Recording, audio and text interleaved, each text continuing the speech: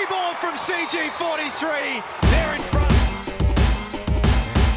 This is flat out ridiculous. From a beautiful left hand, in and out finish, the old-fashioned way.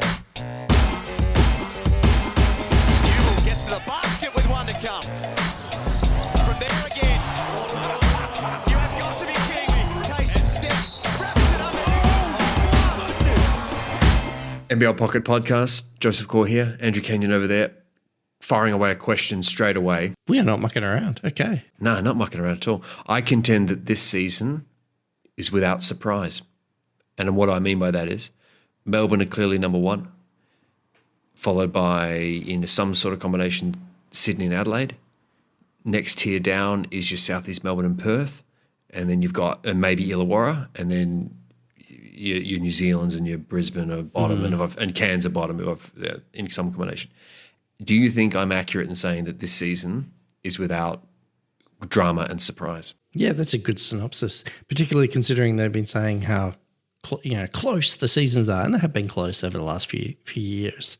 But I think this may be the year where that ceases to be the case. So yeah, unsurprising indeed.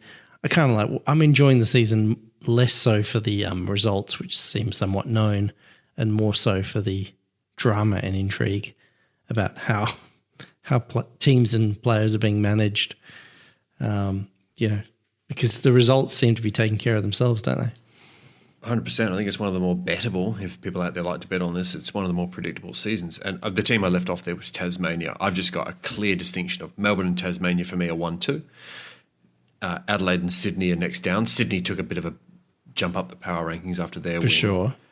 Next down is Perth and Illawarra, maybe Southeast Melbourne. The only floating team of identity is Southeast Melbourne for me, because they could be better than Perth and Adelaide if they're just really good defensively and this new import works out well. And then Cairns, New Zealand and Brisbane are all the bottom three, and I think Brisbane are definitely the bottom dwellers. Yes. My second question, and then I'm going to fire to you and let you take the thing. Brisbane, is there any doubt in your mind that they are going to finish last this season? None whatsoever. Neither. They're garbage. I mean, they've been without. Terrible. They've had some injuries, but sure. They're just pretty bad. Like, the best thing they're going to get out of this season is their young guys like Devers and what's the other bloke? They're going to get some run into those guys. Yeah. So probably help them. Dukas? No, is he there? Well, yeah. Dukas, the kid from the NBA, played in Oklahoma. Yeah, which you would never know. So you would think that guy made flashes, the NBA. but I was like, ooh. Yeah, isn't it crazy? And Alex Tui signed with Golden State the other day. I'm like, Yeah. Where would we rank him last season in the NBL? Like maybe in the top 20, maybe in the top 30? It's the old Hubie Brown, tremendous upside potential. Isn't that what we I know. constantly go on about in the NBA? Maybe it's the pay packet that works, but I just saw him and I thought, there's some pretty good guys running around other leagues that maybe could. But no, Brisbane is definitely the worst. The only hope they've got is that Cairns continue to suck. Why do Cairns suck? I know I said I'd only ask two questions, but why they on paper look like a middle team, maybe get a bit lucky, and they have sucked. They put up low tallies, inconsistent. What's the problem? I reckon it's their depth. They got no bench. I mean, they've lost Wardenberg for a considerable amount of time. They don't have a great bench, and they're not using their most valuable asset. In what, Jack McVeigh? Jack McVeigh, like, he's getting close to triple doubles. He's sort of statting up, but he's not like the focal point. I mean, if you looked at that team, who would you say, if you just watched that team, who would you say was the guy that they are? Yeah, sure. Relying I on? would say that in timeout, as Adam Ford is like, that guy Andrews, I want him taking 95% of his shots. I feel like he has a lot of gravity around him when he's on the court. He's putting it up. He thinks he's a good shooter, right? He's had some good. I actually quite like his game, but in the void of direction, he's just like, Rainmaker is going up, and he just throws them. I don't know what to do there. Like they shoot a lot of threes, they live and die by the sword, but they don't score a lot. It sort of strikes me as that. Wardenberg's a big loss, but not this big a loss. I'm surprised they're this bad, even without him. Yeah, they're pretty bad. Andrew strikes me as an import that's coming and gone like, oh yeah, I'm the import. Okay, I'm the American. Right. As an American, my job is to get 30 a game. You know, like very much the kind of the old school import. 20, 30 years ago. Yeah. I just want to quickly go back to Brisbane before we launch into your question topic. The Bullets, to quote Dan Ewing here, Dan Ewing, friend of the show, I'd like to think. Could be an enemy of the show, not really sure. But friend of the show, Yep. We had a chat one time in the DMs and he just said, like, NBL teams, when these things happen, it's the death of a season. Number one is when a coach doesn't work out. Number two, and probably the most prevalent, is when you get injuries. Yep. And the third one is when you got to cut an import because you've just got so little, for the people new to the code and the league, as an NBL GM, you've really got very little at your disposal to make a move mid-season. You can't trade players. You can't do it. So, like, the things you can do to alter your roster if it doesn't go to plan are so few. And Brisbane just tick every box of where this thing's going to be a disaster. You've got your best player's body language is effing terrible. I've never seen worse body language on Adams. When you say the best player, you're not talking about Casey Prather, are you? You're talking about probably Adams. should. Yeah, they're probably their second best import is Adams. Pardon me. Yeah, his body language is atrocious, and he's your point guard. All the injuries they've got, as bad as it's been. They have had hideous injuries. Yep. Norton goes down. McDaniel goes down. They're two good players. And it's the guys who are probably the best at bringing the team together. Totally. Sort of getting people around them and saying, "All right, we got this. Let's control things." Those two guys are probably right up there in that regard. And they lose them. So now it's Jalen Adams. You're right. And it's just terrible. And, I mean, the other thing is the import left, and there's been talk of homesick and hamstring. No.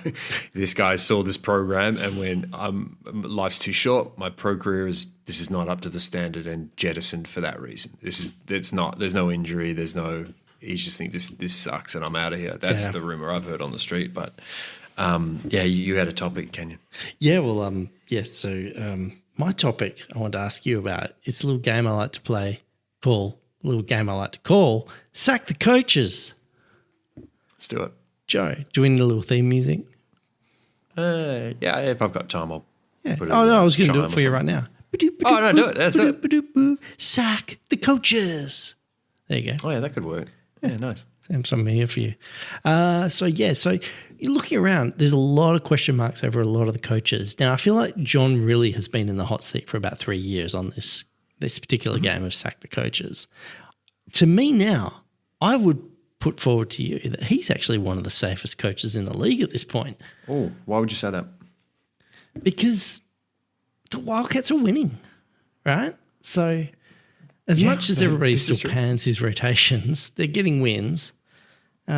He's playing his son. Everybody seems to be loving that. Should be starting him, but yeah. Should be starting him. But I don't think he's in any danger of being sacked. And also we know that Danny Mills never makes tough decisions like that. Also, look at what the Wildcats have done this season. What they have shown is they're reining in the purse strings. They're charging a lot for memberships. What was the other thing they did? They obviously let Cotton walk. That was probably over a money thing. He was outbidded by Adelaide and Brisbane was the rumour I heard on the street. So they're just a little bit tied with the thing. He's on contract. If I believe Riley's got a contract for next year as well, right? I think so, yeah. Yeah. I think so. And so for that reason, I just think they're looking, you know what? Not the best coach in the world, not the worst, but status quo, keep the money in the till, keep this ticking over. I think the sight of those membership prices, how exponentially greater they were than the others, showed that, this is a franchise that's looking to recoup or make some money. I don't want to deviate from Sack the Coaches, but you're exactly right. Interesting watch. Okay, so Ignite Cup game tomorrow in Perth. Check the crowd. I reckon it's going to be super small. My intel tells me it's going to be small. I think this is because it's not included in the membership. Am I right? There's separate tickets, and then they're still trying to sell. They're trying to sell it, and then what have they got to sell? There's no Bryce Cotton. Amazingly, right? If you get rid of your best player and the best player in the league, less people want to buy an expensive ticket to go watch the team. I know. It's sort of like spend money to make money. And I was speaking to someone in Perth the other day who's like, without Cotton, Wildcats have lost relevance, and that's pretty obvious to say. But So anyway, sorry. But who are they playing? Pardon me. They are playing in the Ignite Cup as I buy for time. They are playing the Brisbane Bullets. Oh, jeez. All right. Well, that's a win. Chalk it up. You don't need to go. Would you pay a lot of money to go watch the Brisbane Bullets? You'd have to pay me. If someone paid, I won't deny I'd do it for free, but I would I want to be jettisoned to the game. I want that covered, but I would not pay to watch that game live. I wouldn't bother myself with the job. Anyway, sorry. So, No, really safe. I actually don't think he's that bad a coach. He's fumbling. He's not the world's best, but he's not the world's worst. Those teams seem to have some degree of like cohesion. So, all right. no, he's safe. Okay. So really safe. So now I'm going to focus on the actual coaches that should be sacked. Maybe I'm asking you the question. Okay. Should Adam Ford be sacked? Sacked mid-season? Probably not. But they put him on a 1-year deal. That looks like a look and see. And if they're looking and seeing, they're not looking and seeing very much. So he might be in a bit of trouble. His team's not doing much, He'll survive mate. the season. His team's not doing Low-spend team. Yeah, okay. Low-spend team. They'll be thinking, you know what, we'd rather preserve the relationship. What are they doing with that roster anyway? Are they thinking this is a championship roster and he's dropping the ball? I think they're thinking, roster's not great. Let's just see this out and part ways at the end of the year. I think that's the way things will take the course. So, no, I don't think he'll be sacked. Okay. Joe Core, should Petteri Coppinen be sacked? His team. Is that New Zealand's coach? Yeah, not doing well. Imports not performing. I wanted to look at their roster and I meant to do a bit of research, but that's overrated. They've lost a lot of games on the road, but that's why I was so eager to watch this one against Southeast Melbourne just recently. That was at home, and I thought, well, they can win their home games. They're going to be a 500 sub, or there's some light at the tunnel. But when they lost to Southeast Melbourne, a team that's not flash, that's not kid around, like Southeast Melbourne are not much chop, and they lost in bad fashion where they choked it up in the fourth. I'm like, there's definitely a blueprint for, I think you've lost the locker room. A lot of the guys are from New Zealand. It might be a nice little tweak to put in. The big rumour is Judd Flavel, their assistant coach, is from New Zealand. So I think, pretty good candidate to be slashed. Do you want me to say yes or no? Do you want me to be definitive? Yeah, you got to be definitive. I don't think he makes it. No, I don't think he makes it to the end of the year. Okay. I think you're right, and I think the evidence is clear. I've got one piece of evidence that I can give you to support your argument, and that is Ruben Turangi's minutes per game. Oh, what are they at? Oh, I actually don't know. I actually just tried to look it up. And you know what? Oh, good luck with that. Like, that's the problem, people. NBL website. How are we supposed to fucking chart this? How are we supposed to chart this league? The stats everywhere. Today, I had to go to who's playing in round 5, and I had to scroll across through the preseason, the blitz, round 1 to the. I was like, what is this rinky-dink I stuff? can tell you Anyway, his super coach value or something, but I can't tell you his minutes played. Thanks, NBL, but I'm telling you, it's too many. There you go. Okay. Yeah, it's pretty wild. I saw a lot of him. Yeah. Next question. Okay, there's a number of coaches here because there's a lot of coaches under the Canyon flame. All right. So, should Brian Goorjian be sacked? No way. I thought the team looked great against Adelaide. I'm a staunch no. Paying him too much. Bogut's getting an apprenticeship under him. There's no way he goes. No way in hell. Yeah, dude saved his career with that Adelaide game. I think he's a good coach, and I just think they brought in Delhi and they brought in Bogut to worry about kind of maintaining the BS, the young guys, and Gorge is just allowed to strategize. I actually think it's working really well. Okay, a little time, so Gorge safe for another season. Safe. All right. Okay, now this is a gimme, mate. Yeah, should Stu Lash be sacked? I'm surprised he was hired in the first place. End of story. This guy's chopped liver. The question then is not if, it's when. Do you think he survives 8 games into the season? I think they've already played 4. Oh, mate, you got it. No, he's gone by the end of October. End of October, however many games that is, that's it. They just got beaten by 30 points in the NBL in a 10-minute quarter. It's embarrassing. It was so bad. And just the injuries and everything. And also, the other thing, they've got 2 really capable assistants. Like, talk about guys who are ready. So, he doesn't survive. He's not there by the 8-game mark. No way. I didn't watch much of that Illawarra Brisbane game. I tuned into I think it was just a few minutes here and there. And then I remember watching the end because I got excited because I was like, oh, Johnny Narkle might get some court time. Now, he's from WA, Geraldton player. So, and I've been calling the NBL 1 this past few years. Yeah. So I've seen him play a bit in the NBL 1. So I was like, it'd be good to see him get some run. And he comes out and he banks a 3 from the top. And then he steals the ball at midcourt, runs away for a fast break, 2-handed jam. First 5 points in the NBL. Stu Lash, nice. Thank you very much. There you go. They need something. I mean, I know I'm digressing from the topic, but is there any road forward for Brisbane to be? I don't think they can be a winning team, but can they be something worth going and watching? And I think if they played guys with spirit, like Dukas has spirit, Jalen Adams just doesn't have the spirit. You either light a flame under him or you cut him loose. It's a disaster. Like Prater's got spirit. Brisbane for so many years were a pretty boring team. Like that's been their. If you ask me anything about them, like what's their personality as a team, I'd say they're boring. Last year they did a bit to break away from that. I thought they were interesting. They had the couple of import scoring guards. The guy who got 50. Bateman. Bateman. I feel like they're back to being a pretty boring team. Although I do kind of like watching them for the train wreck aspect of it. Someone's got to finish watching last, the right? bench, watching them sort of who's coaching, who's calling timeouts, watching Jalen Adams just like do whatever the hell he wants. Which is little, but yeah. The only thing that might save Lash is he's good friends with the front office. Do they go like, oh, it's a bad year, sorry mate, take the whole year and whatever, we tanked it anyway. I don't know if that gets you through. I think the team's just so bad, and it's so easy to cut a coach. Okay, but yeah, what else? So we are now on my scoreboard. We've got 2 coaches being sacked and we've got 2 coaches being saved. I've got one, not including John Riley. I've got one more on my sack the coaches game. Here we are. Should Mike Wells be sacked? Oh, this is a good one. Because if I had to use one word to describe Sydney and one word to describe Adelaide in that game, Sydney was surgical and Adelaide were reactionary. And if I could add an adverb, like intensely reactionary. No, and not even reactionary in a good way, just so back-footed where Cotton got a certain defence played on him and there was just no intellectual counter to what was going on at all. It was just like, oh, talk about open palm, like, I don't know, like run faster. Like, oh, there was no. Yeah. Oh, boy.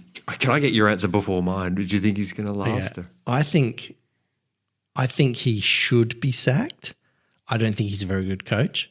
And I don't think he's going to get the most out of this squad. I do not think he will be sacked. I think he's got the ears of the ownership. I think they like having the American in charge. They like hearing the accent. I think he speaks relatively well in press conferences. I think he's safe, but he should be sacked. And what makes you say he's a bad coach? Well, watching that last game, like you sort of said it, like, was there any proactivity in what he did? No. His substitution patterns are crazy. Like he's crazy, yeah. I don't understand what he's doing. He's, like Matt Kenyon, really? Is that your answer to the problem? Like, just you've got Isaac Humphries who's having a great season and they're just not playing him enough. Yeah. They don't play through. The 2 bigs are good, actually. They go off the bench. It just seems like they've been bailed out by Bryce Cotton. He's capable Brilliance. too. Like, they got 2 really good bigs. Cairns would kill for either one of them. Kill. You there, Joe? I don't know. Is he under contract for next year? I should have looked that up. Because if they can cull him and not... I mean, Adelaide's bad for making big moves that cost them money. I think there was a time they were paying 3 coaches, Joey, Connor Henry and Ninnis and someone else, a 4th one. The only reason I say... We've lost the internet. Canyon, are you back? Oh, Canyon, you're back? Oh, you're there, back. You're back. Canyon, I can hear you. Yeah, we just dropped. I don't know what happened. Yeah, just totally. I will say the only thing that hopefully, I might not even cut it. Like, people need to know this is the reality of the thing.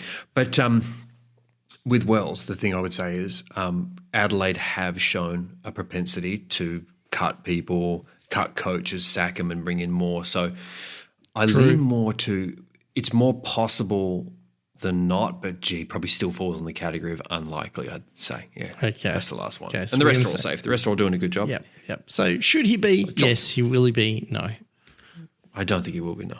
Cool. And that is the end of Sack the Coaches for this week. We fall to a tally of 3-2 where most people are staying. That's good. Have you got a follow-on topic to that? I feel like there's more cutting and saving to be done, or not really, with the imports. With the imports, I wanted to say just a little farewell. We kind of mentioned them. Brisbane said goodbye to Freeman Liberty, which I think is sad for them because it seemed like he could score the ball, and that's precisely what they need, but wasn't to be. He was good. So I didn't really feel like I ever got to know the guy, so by. The other guy was and then I wanted to say International. Ja'Cory McLaughlin. He also left the Hawks, and I don't think that's a big loss. The thing that I found most interesting in his being cut wasn't there strong talk about the Wildcats wanting to sign him in the preseason? And then they went with Mason right. Jones. And I'm just thinking, if they had their time over, would they have swapped? No, Jones is better than him. Do you think they're regretting their decision at all? Or are they comfortable? Would they look at McLaughlin now and go, oh, Jones isn't performing, maybe we go back to our original guy? No way. I don't know what to say. I actually quite like Jones, but I don't want to say too much because I actually want to ask you, Jones, where do you sit? Are you defiantly let's cut him? Are you defiantly let's keep him? Are you down the middle? What do you think if you're a Cats fan? Look, he's pretty ordinary. He's not delivering what would be expected to win a championship. I don't see it getting better. He just seems too slow. Like he doesn't have any moves that can get past an NBL level defense. I agree with some of this. First of all, the idea that the NBL defense, that first game he played, he was shocked to see the extended pressure to the degree that was applied. He was used to in the G League, presumably, and I don't watch that shit. I don't know who could. He was not used to that. Oh, there's actual pressure here, and passing lanes are defended in the NBL. That threw him definitely through. But he can adjust to that. The idea of being too slow, I'm like, yes, with a but. Yes, he looks slow, but I do believe that. What's his role on this team? Is he the point guard? Is he a scorer? I feel like in that chasm of not knowing whether he's distributing or scoring, that's really messing with his game because I don't think it's been his game in the past. And as a result, that indecision is what's making him look slower on the floor. So I would contend against that, but I can't contend that the numbers have not been good. And pro players should just see the court and, okay, this is the situation I'm in. I'm just going to win basketball games. That's what imports at this level. That's what makes Cotton went to Adelaide and it was if nothing changed, whether it was Perth, Adelaide, doesn't matter what plateau, that guy's going to score. Yep. So I actually I'm not as down on Jones as other people. I'm giving him to the quarter mark of the season to make an assessment. The only thing I'm wondering about Jones is his form being negatively impacted by Ben Henschel's form being so terrible. Henschel's been bad, eh?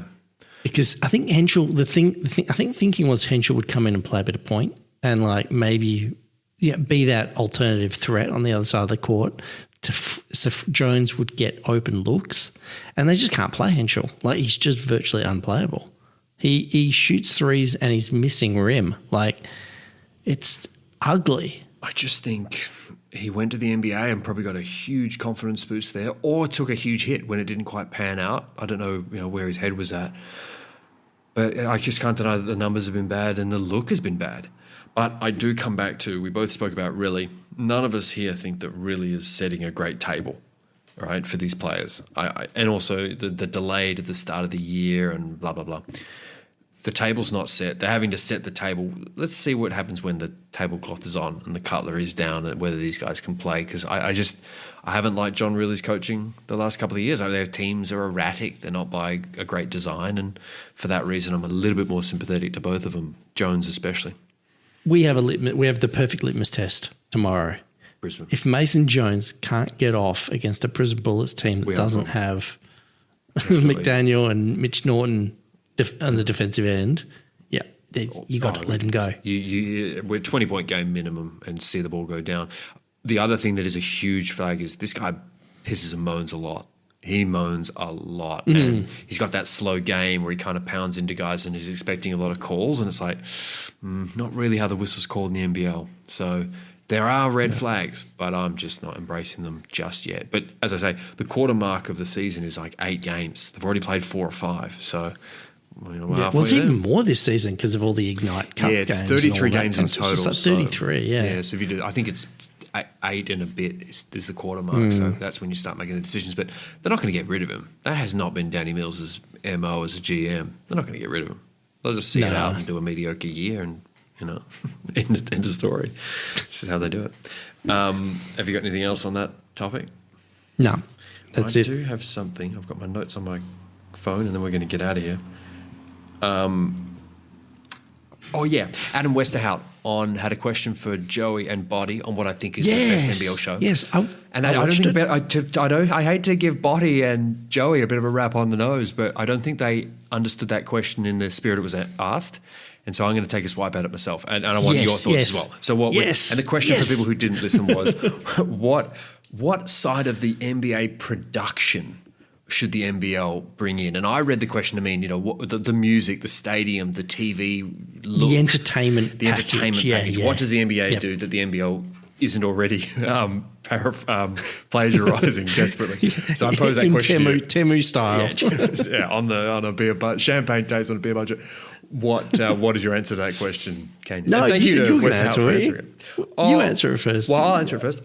My thing is, and this is, and I am not a music aficionado, and I don't care what music gets played at games. However, I can tell when you're playing James Brown, whose music was very popular a long time ago, and who now is actually quite long dead. I'm like, maybe, just maybe, you need to tap on the NBA on the shoulder and say, hey, what are you guys playing stadium that's new, fresh, different, but still in the same vein? That would be the number one thing, because watching those games against the NBA, I was so proud that we played 10 minutes. That's a much better product than 12. So that thinking is out of my mind. So we do that better than them.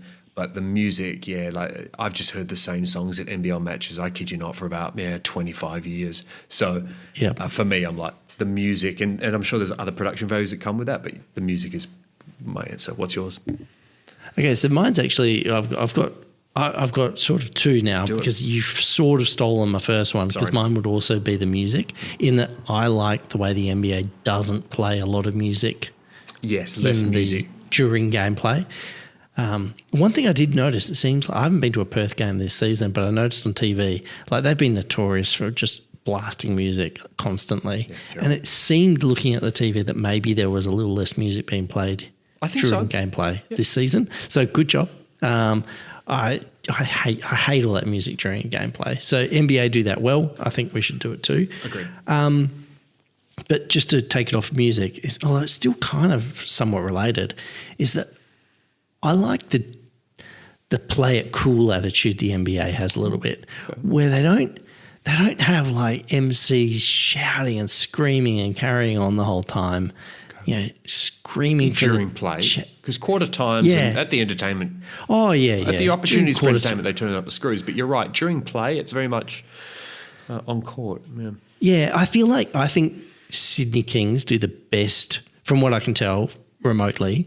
Sydney Kings have the closest vibe to what 100%. I think an NBA game. Polished. And I've been there just in person. The whole presentation should be.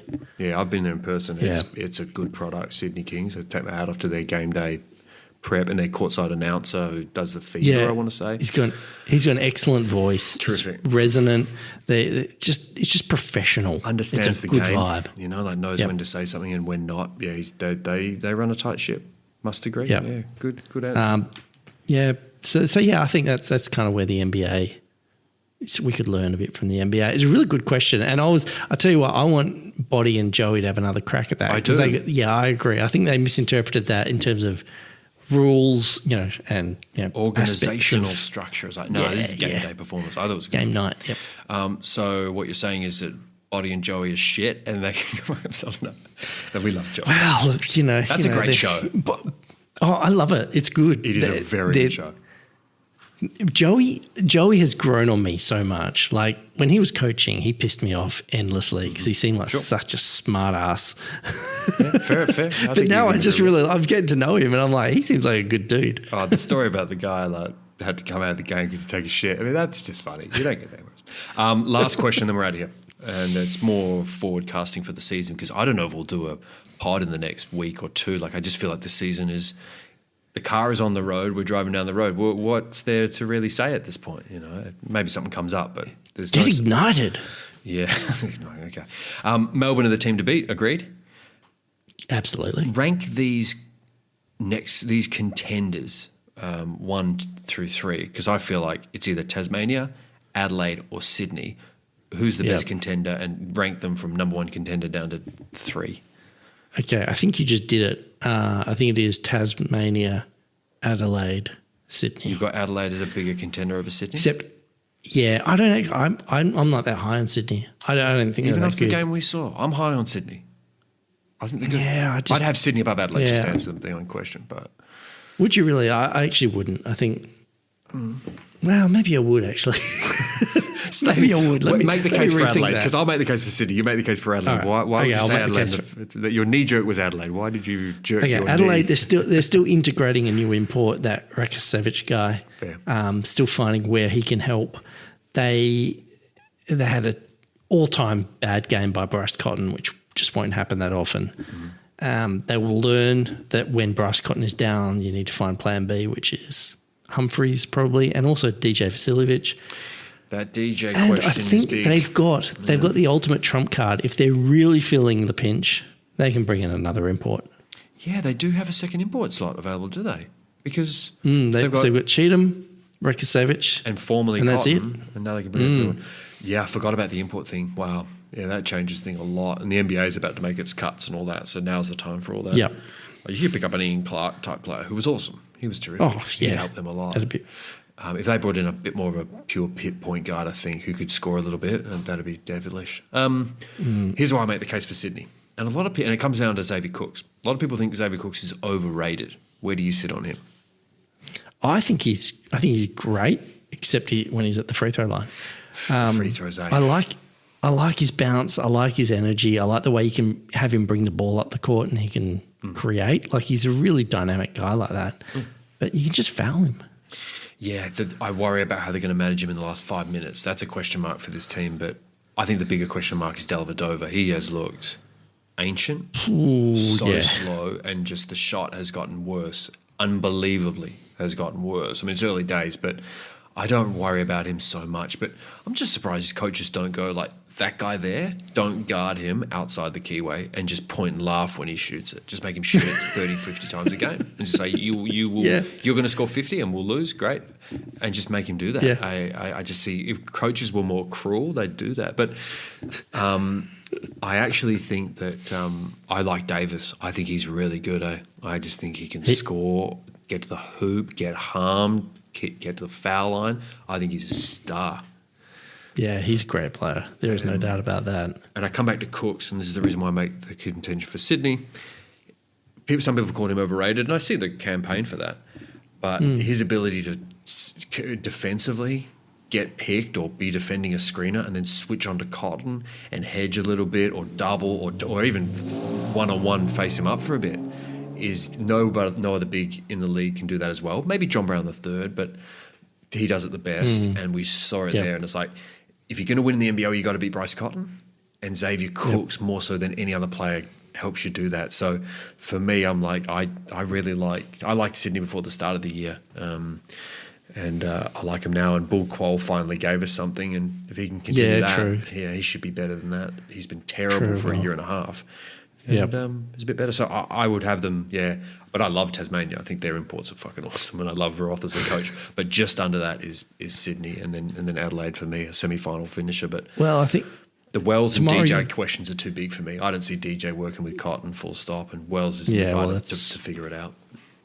That's always been a problem. That's been a concern from the beginning. Oh, yeah, for sure. Tomorrow will be an interesting game then. Tasmania Jack Jumpers up against the Sydney Kings.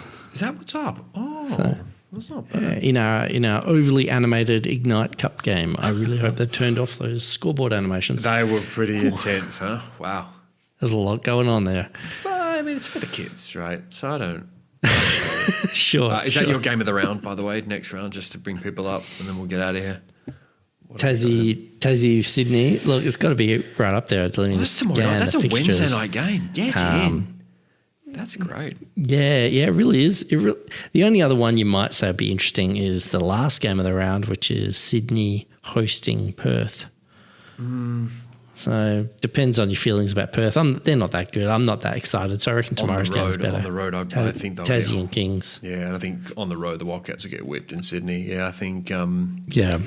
Jackie's Kings. That'd be good. And on a Wednesday, isn't Wednesday night basketball fun? Where you're like, what else are you going to do on a Wednesday? Like Friday, Saturday, Nothing you're like, else. I got shit to do. But Wednesday, why not?